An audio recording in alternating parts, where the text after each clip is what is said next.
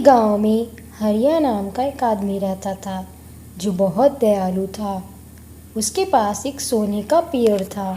वो सबकी मदद करता था। वो पेड़ उसको एक परी ने दिया था। हरिया, मैं जानती हूँ तुम बहुत अच्छे इंसान हो, इसलिए मैं तुम्हें ये सोने का पेड़ दे रही हूँ। इससे तुम गांव के लोगों की मदद करना, और एक बात का ध्यान रखना, अगर जिस दिन तुमने मदद नहीं की तो उस दिन ये पेड़ एक साधारण पेड़ में बदल जाएगा। इसलिए तुम इस बात का पूरा ध्यान रखना।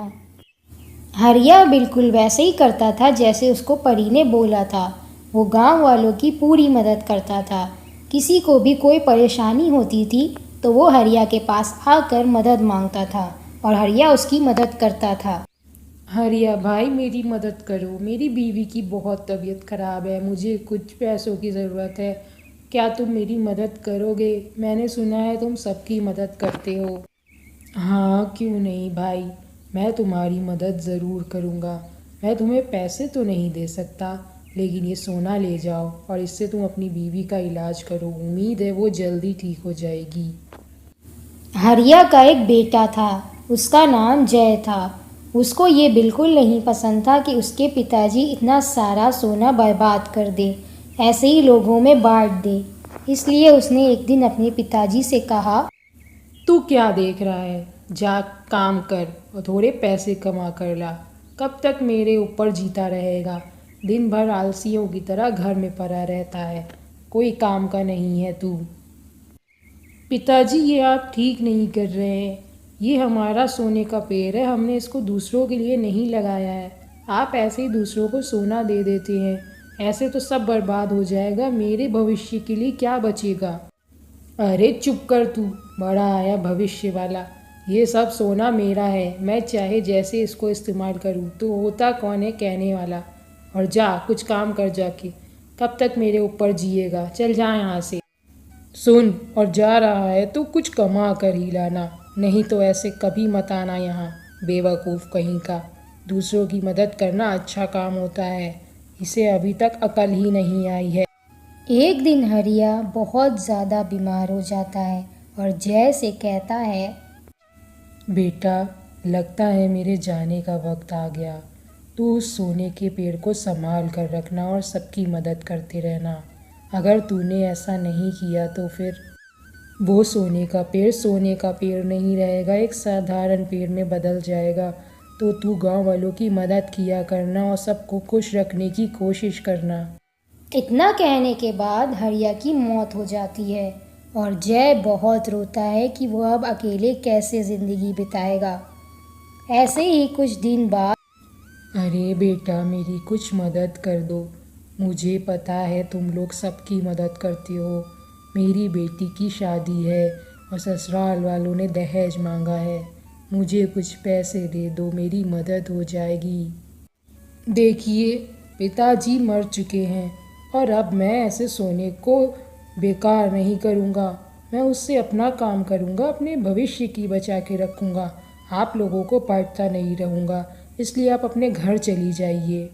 वो औरत के जाने के बाद जय पेड़ के पास जाता है और सोचता है, ये अब मेरा सोने का पेड़ है और मैं इस पेड़ का सोना ऐसे ही बर्बाद नहीं करूँगा जैसे पिताजी ने किया।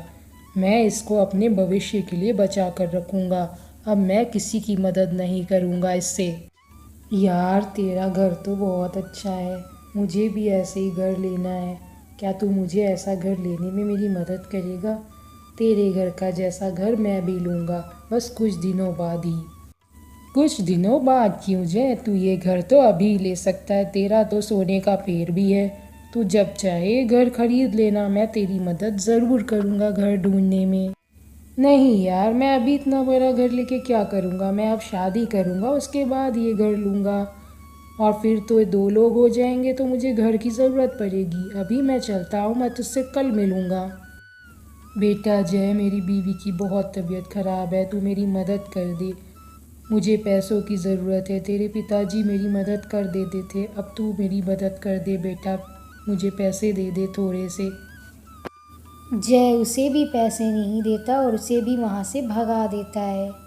वो अब बहुत ज़्यादा ही घमंडी हो गया था।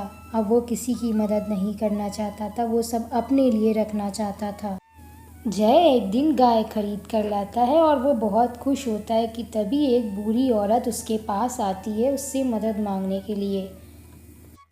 बेटा मेरी मदद कर दे, मैं बहुत दिनों से भूखी हूँ। मेरे पास रहने के लिए घर भी नहीं है। या तो तू मुझे अपने घर में रख ले, मैं तेरे घर का सारा काम कर दूँगी और बदले में तू मुझे पैसे मत देना, बस खाने के लिए 2 वक्त का खाना और रहने के लिए घर थोड़े दिन के लिए दे दे। बाद में मैं अपना इंतज़ाम करके यहाँ से चली जाऊँगी बेटा। ए बुढ़िया, क्या मैंने धर्मशाला खोल रखा है? जिसको देखो मेरे पास पैसे मांगने चला आता है। चल जा यहाँ से और अपने घर वालों को ढूंढ जाकर, मेरे घर में कदम मत रखना। तुझे बहुत घमंड है ना कि तेरे पास सोने का पेड़ है। देखना, ना एक दिन ये पेड़ रहेगा और ना तू खुश रहेगा। तू भी बहुत रोएगा जैसे मैं रो रही हूँ अभी। तू भी भुगतेगा। इतना कहकर वो बुढ़िया वहाँ से चली जाती है। जान ना पहचान कोई ना कोई रोज़ मुझसे पैसे मांगने आ जाता है। आज तो घर ही मांग लिया, मैं क्यों दूँ अपना घर रहने के लिए। और जय दिन भर का थका होता है, तो इसलिए शाम होते ही वो जाके अपने कमरे में सो जाता है। और जब वो सुबह उठता है तो देखता है, अरे मेरा सोने का पेड़ कहाँ चला गया और इसके बदले ये साधारण सा पेड़ कहाँ से आ गया। लगता है मेरा सोने का पेड़ साधारण से पेड़ में बदल गया। अब मैं क्या करूँगा। जय अपने घर के पास बैठकर पूछ पूछ कर रोने लगता है और वो सोचने लगता है ये सब उसकी गलती का नतीजा है। जो उसने गांव वालों साथ किया वो ठीक नहीं था और उसके पिताजी ने उससे कहा था कि अगर वो ये सब नहीं करेगा तो उसका ये पेड़ साधारण पेड़ में बदल जाएगा।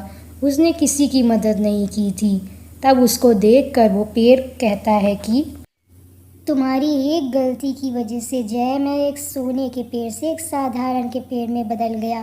तुम्हारे इस घमंड ने देखो तुम्हारा आज क्या हाल कर दिया। ये तुम्हारी गलती की सज़ा थी।